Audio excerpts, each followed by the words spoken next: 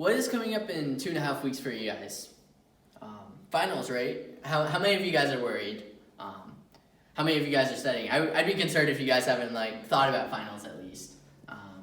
But this brings me to my topic today, which is about anxiety. And I've had struggles with anxiety, struggles with social anxiety and speech anxiety. And it's been really, really bad in the past, but I'm more at peace now, and I've given it to God.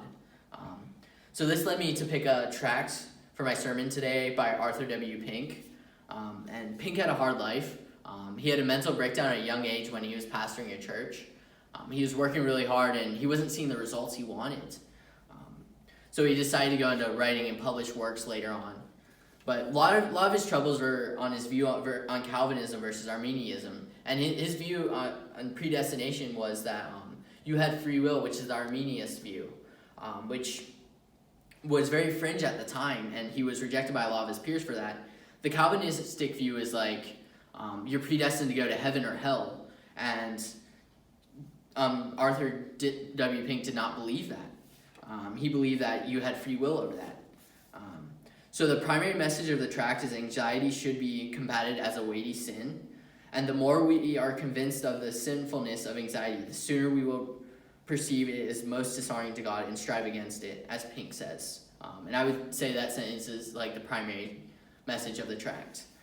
And his first main point he likes to make is we should understand the weightiness of sin, and that worrying is as forbidden as theft. It's not some pet sin we can keep on the side and be like, you're my little pet sin, I'll keep you there.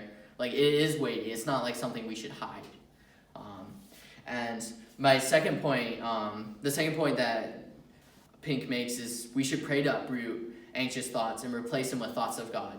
And Pink says, when the saint can confidently realize the Lord is my shepherd, he must draw the conclusion, I shall not want. And that is reflecting on God's goodness, and God is in control. And when we're worrying, we're not really focused on God, but we're focusing on ourselves. And when we worry, it's kind of like us taking the steering wheel of a car while God is driving it and seeing it turn and thinking we're in control and freaking out and be like, I need to take this back on the road where I was going. When in reality, God's in control, and we're just freaking out because God is taking it in a certain way. And I agree with the tract with the point that sin is that anxiety is a very weighty sin, and we should not take it lightly, and it mixes our priorities and puts us in control, which is a form of pride. And in 1 Peter 5:6-11, it says, cast all your anxieties on him, for he cares for you. And before that, it says, humble yourself. You're prideful, and you don't want to give God your anxiety. But it also, after that, it says, the devil prowls around like a lion, seeking whom he may devour.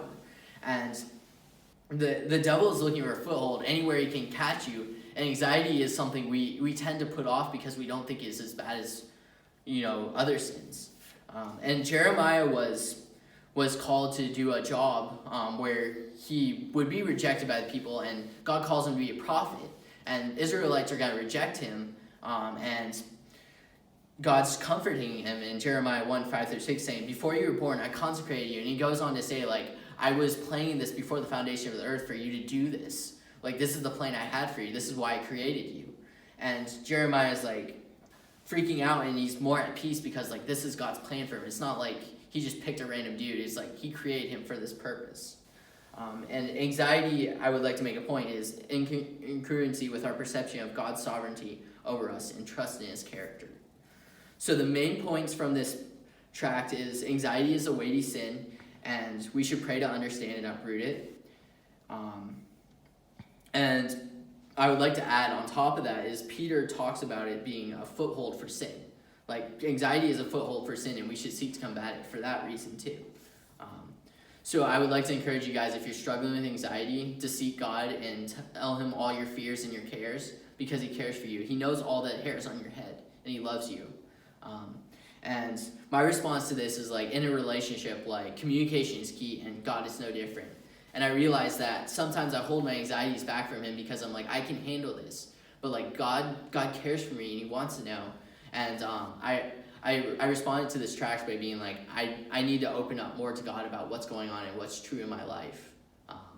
And I hope you guys have a good week. I hope finals go well, and you guys aren't too anxious about that. God is good and God is just. Thank you guys. Bye.